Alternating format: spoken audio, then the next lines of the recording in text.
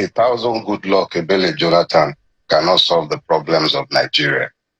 They might very well go ahead and increase his brain power by a factor of 1,000 for good measure. If we do not address our structural problems and if we are incapable of telling ourselves the basic truths that we hold to ourselves, then nothing is going to change. They can recycle all these people as many times as they care. This was the same Goodluck Jonathan that was horribly vilified, labeled. The press went into overdrive in this country, the pulpits and the mosques everywhere. Goodluck Jonathan's removal will solve the problems of Nigeria. And then here we are. We're going back into the past to dig up the past. That was how we dug up the one that just expired. I don't believe that our problems are going to be resolved because we change personnel. The problems we have in Nigeria goes beyond persons. If you removed Bola Ahmed Tinubu from office today, if you do not touch that evil system that produces the kind of people who have ruined this country and that has consistently assured that we've remained Lilliputians when we are giants, all this talk about Goodluck Jonathan is just more distraction from the political ruining crash. We are not looking for saviors of Voltrons. It's about building systems, enduring systems, building a country. How do you rebrand the failure of 2015 into a saint and a savior in 2025? How? 10 years, we've gone full cycle, and we are back at a situation where we are saying that we were better off where we were in 2015. So maybe Buhari might as well have done all of us a favor. Maybe he shouldn't have waited 10 years, because I'm sorry. And now this is not about me discounting his humanity, because we are now saying that we should go back 10 years. To do what? Exactly what? So I'm sorry, I'm not enthused with all this talk about persons. We should focus on the system. How do we ensure that we are able to produce people who care about Nigerians, people who would ensure that Nigerians are brought out of virtuous servitude in which we are all living miserably? They want to bring Goodluck Jonathan because it is the safe option for them. It is not about what is in it for the people. If we're talking about change in 2027, what does it mean in education? What does it mean for security? What does it mean for agriculture? What does it mean in telecoms? What does it mean about the structure of the country? You have 37 states effectively if you take this judiciary position properly.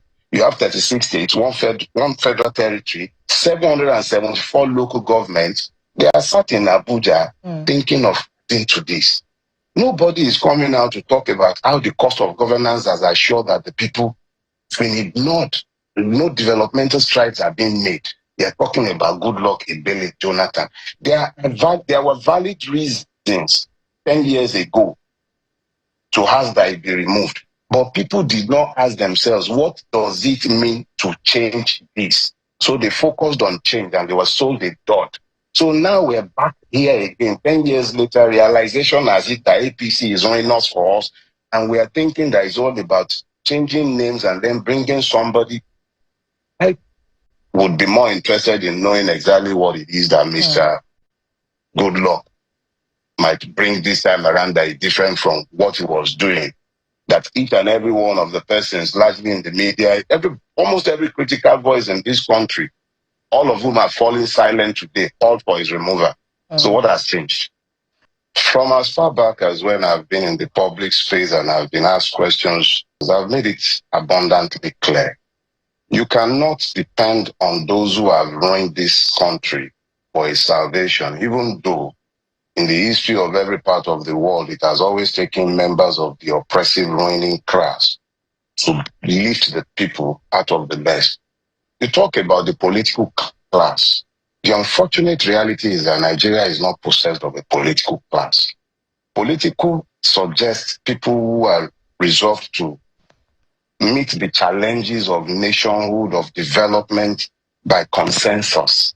There are no consensuses amongst those you will call elites in Nigeria because they are actually not elite. To be elite, you need to be thinking beyond your lifetime. To be political, you need to be building consensuses. You don't have a political class. We have a class that is completely focused on existential issues, how to steal, not about nation building. So if anything is going to change, it is the people who have to look in their mirrors for the savior of Nigeria. It's going to be that the victims of Nigeria found sufficient basis to coalesce around the ideas of change. If you're looking to the political class, history should tell you that you won't get anything positive out of them. Nothing positive. Is always about prebenda considerations. What is in need for them as a collective? What are your thoughts on on that one-term president? Is he realistic? Is he a realistic statement to make? Well, let's be clear about this. I heard this one-term presidency thing from Peter Obi during the 2023 election cycle. That was the first time I heard him say this. So it's not as if he was saying something I hadn't heard before. But I think we need to be interrogating issues beyond declarations. A man says he's going to spend one time. Okay, one time to do what? I think we should actually be asking that question. If I have a vision that can be contained within my lifetime, then it's not a vision, it's just an ambition. If it's a vision, I will need my children's children to complete that task. So if a man says, I'm going to take only one time and I'm leaving, I am more interested in asking the question, what are your plans? What would you do with the one time? If I ever run for the presidency of Nigeria, I don't require more than 2 years to do everything that I need to do. And that's the extent of my own belief in the fact that you don't need a long time to achieve lasting change. But the question to be asked is, what does he intend to do with the one term? I think that's the question that we should be asking. I'm not focused on if the person is either the man is believable or is not believable. So I'm not focused on how long he has said he wishes to serve. I would be more interested in what do you intend to do with that time. That's what interests me, not the time. Obasanjo had 8 years. What did he do with it? Buhari had 8 years. What did he do with it? He ruined Nigeria. Tinubu has had 2 years. He's taking us back like 50 years. So it's not really about how much time the person spends. It's a function of what are they doing with the time that they have.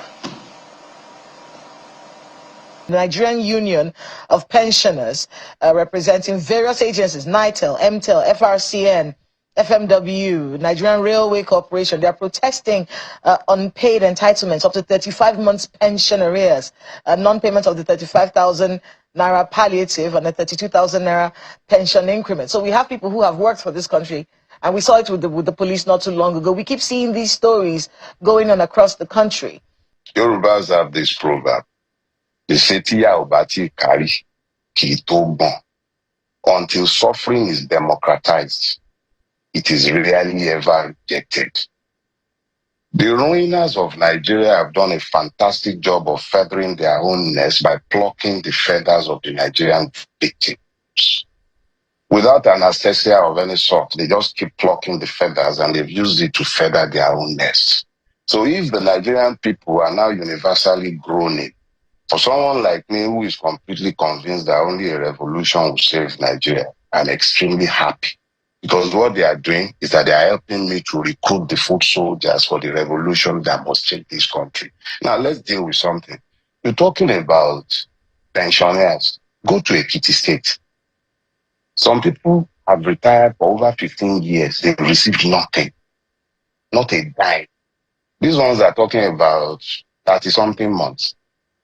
Let me explain, my dear sister. What has happened to us is that we have been functionally enslaved by a system that is not designed to deliver any value to the people. It's meant to create value and deliver value, extract value from the people and deliver it to the rulers of Nigeria. So it is very easy for that system to ensure that our president has the latest yacht in town, his jet, even when it doesn't need replacement, gets replaced. He has assured that governors travel all over the world, spending monies in excess of what is spent on universal basic primary education. So it's not a system that works for the people. And the more the system illustrates how it has become alienated from the people, the happier somebody like me is, because it helps me to drive home the message I constantly try to get to the people, that regardless of whether you are Yoruba, Igbo, Fulani, Igbo, Ijo, whatever you get to be, the rulers of Nigeria don't care. You only exist to be extracted from. But when they get to that level, they don't care where you are from, because they are one. So if it takes this suffering to awaken the people to the reality of their situation, I'm happy. Because what you are describing, those are episodes. You're talking about, you're looking at a man with load askew on his head without paying attention to the crookedness of his legs. Those are merely episodes. It's all over the federation. Everybody is crying. It's just about who they give a mic and who is able to articulate his pain.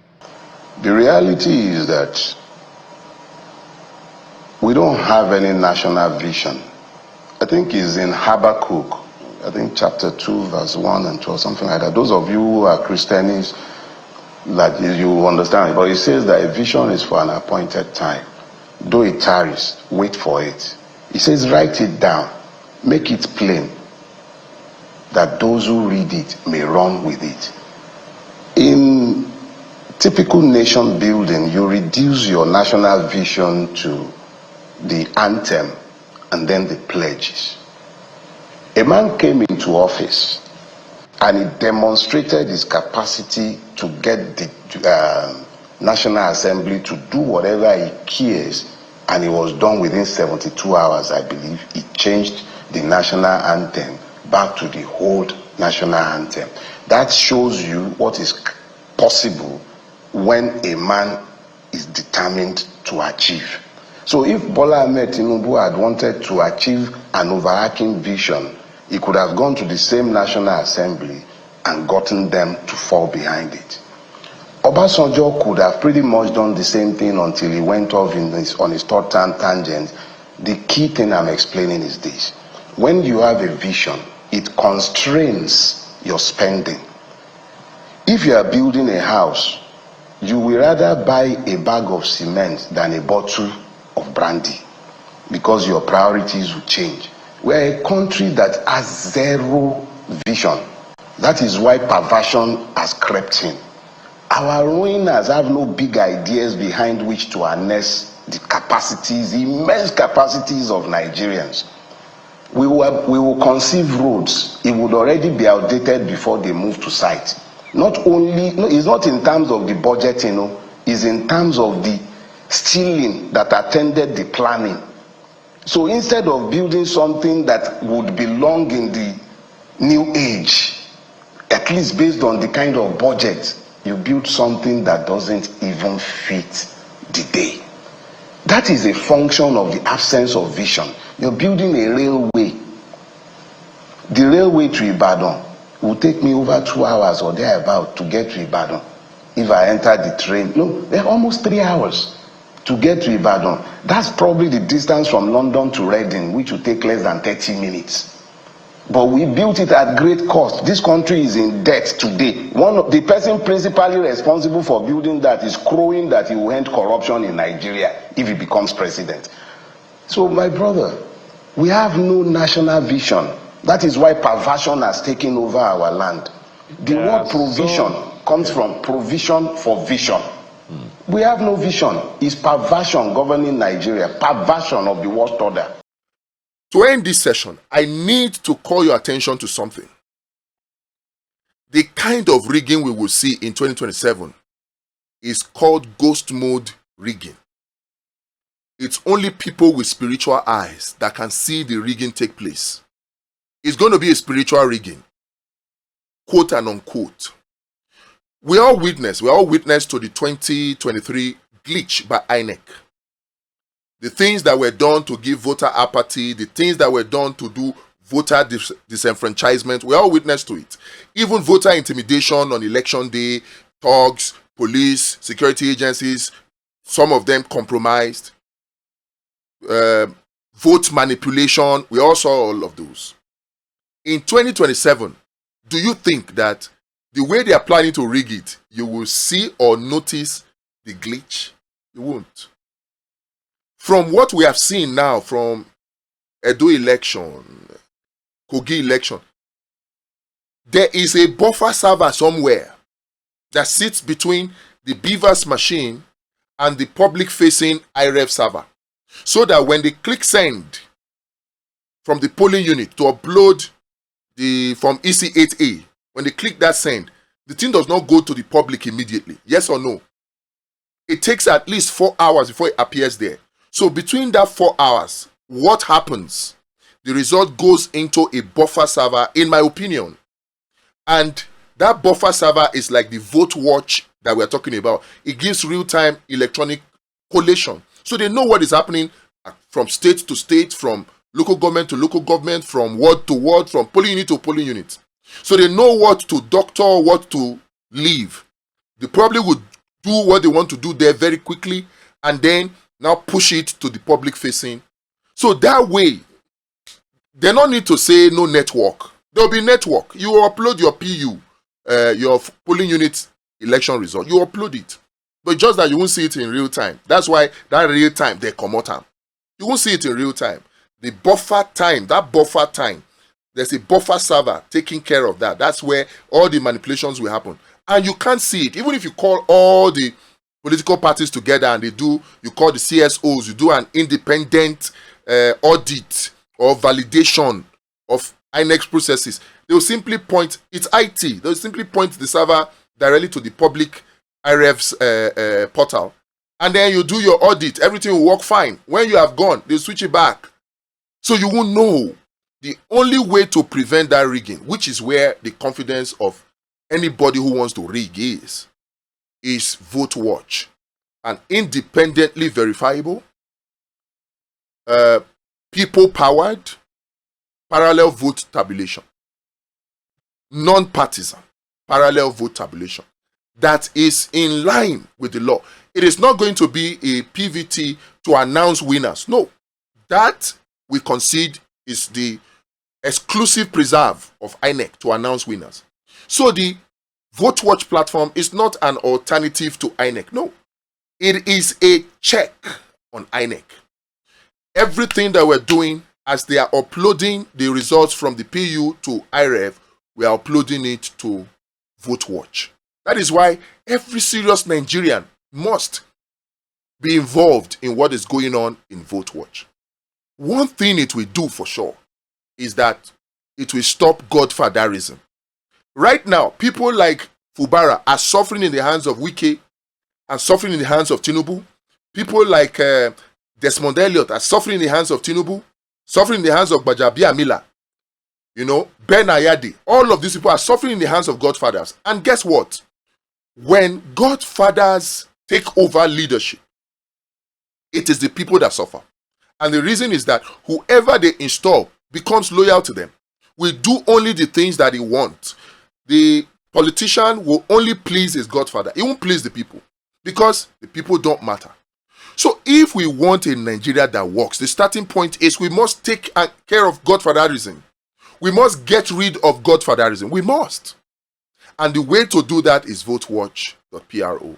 I hope that somebody like Fubara will see this message and man up and decamp away from that APC in Rivers and go to another political party. And even if you don't decamp, I am hoping that you will have the mind, the sense to pay them back in their own coins and work with them and work against them from within. Work for another candidate. You see the candidate, it's your brother. The same name, even though they say it's an extended family or something. In NDC. Make sure that you destroy godfatherism.